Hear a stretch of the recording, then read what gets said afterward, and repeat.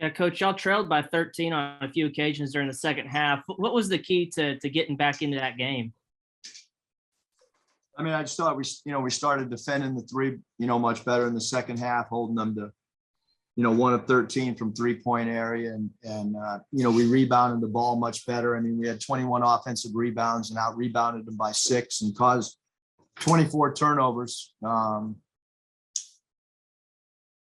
Obviously, DC's technical, and then the shooting percentage of Adis going 1 of 11 and Chris going 1 of 8. That's a lot to overcome. And we certainly didn't want, a step back 3 by JD, but as far as fight and toughness and will to win, proud of our effort tonight is, we just came up with a loss. And y'all had 21 offensive rebounds, but only 10 second chance points, and then also only 22 points off of 24 turnovers. What do you think contributed to y'all not scoring as much off of those kind of plays as you usually do? Well, I mean, Adis missed 10 shots, and a lot of them were inside.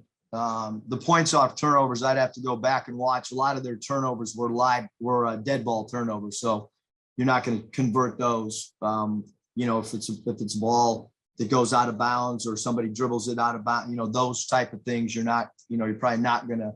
And I'm only guessing out of their 24 turnovers that, at least 5 or 6 were at minimum were dead ball turnovers, but certainly not finishing tonight, a huge issue.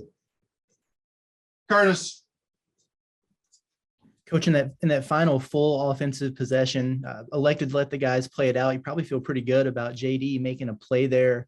I guess just, what look would you have preferred versus the one that you got there at the end? Yeah, probably something going to the basket or driving and kicking. Certainly had the leading scorer in the league with the ball in his hands, and he wasn't tired because, he only played 3.5 minutes in the first half. He just, he's got great confidence and just took a shot that you really don't want, to finish the game on. You want to try to put pressure on the defense by getting into the teeth of the defense. And we've done such a great job all year of free throws attempted. So certainly would like a more aggressive to the rim play than that. Because we didn't need a 3. We were fine just getting the 2 or 2 FTAs. And then you're able to get the rebound off of the free throw there towards the end. I know you guys have a lot of calls off of free throws. Was there a plan right there, or was there any consideration for a timeout at that point?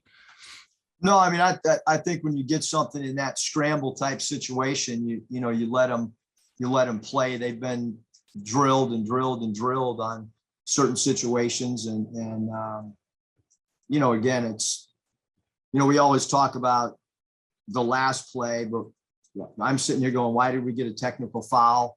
I'm sitting here saying, we should have shot free throws better. Like I mentioned, when you go backdoor, you got to finish your cut. So there's all these different, areas.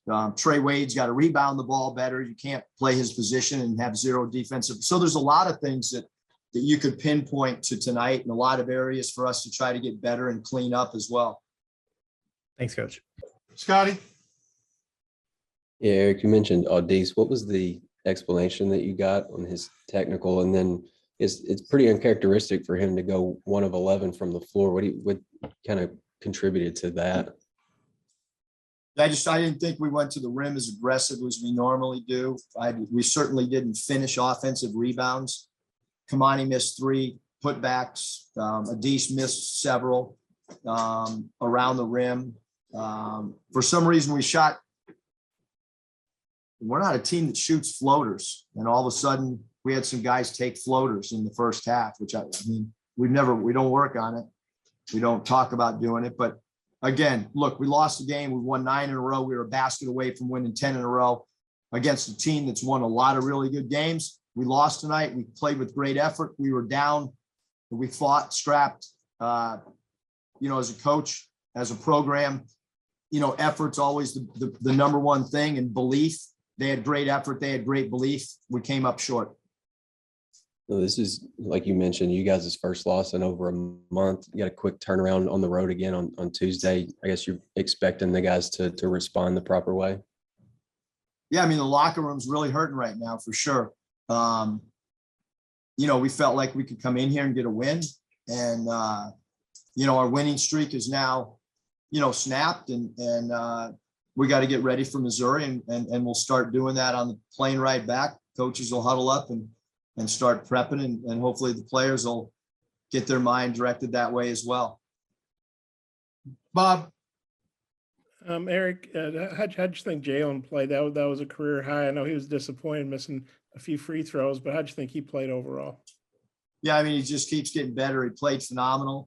You know, 10 rebounds, obviously 22 points. And, you know, he took 5 threes, but he was open, and they were good looks. And even though he only had 1 assist, I thought he had a lot of hockey assists where his ball movement, you know, led to some good things. And I thought he was phenomenal defensively until those last 2 possessions against Gurley, but I thought he clogged up the lane in the second half perfectly against their dribble drive guys. I thought that's why, you know, in reality, Shackelford and Davidson and Quinterly, I don't know their team other than preparing, but I'm assuming that those 3 together, I mean, it's probably especially Quinterly and Shackelford's probably close to some season lows. And a lot of that's attributed to how Jalen Williams guarded again.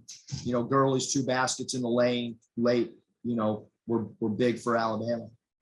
And Deese, he's obviously had a great year for you guys. That was his second technical. You know, he had one in Kansas City. It looked like he just flipped the ball kind of lightly at the guy that fouled him. I mean, but you've mentioned it a couple of times, I guess, how frustrating was that when it's a 1-point loss? Yeah, I mean, it's frustrating. You know, you move on. And I just got one more. I mean, just got to kind of ask you about it, but you guys have been very good, you know, bouncing back, you know, in your time here. Do you feel good you guys will respond well at Missouri? I mean, you know, right now, Bob, I want to figure out, you know, this game, and then, yeah, we'll be ready to play. I mean, Missouri will be ready to play, but you know, that's what you know, we have to do as a staff, and we have to do as players in uniform, is figure out a way to bounce back and play better and get ready for Missouri. It's, you know, it's the one time on our schedule, you know, that was left where we have back-to-back road games, and then it splits half and half, you know, and so we just got to get ready to play Missouri. Final touch. Thanks, Eric. Coach, on the play where it looked like Devo threw it off of a guy out of bounds and it went to review, did you get an explanation from the officials on what happened there? No. Thanks, Coach. Appreciate your time. Thanks.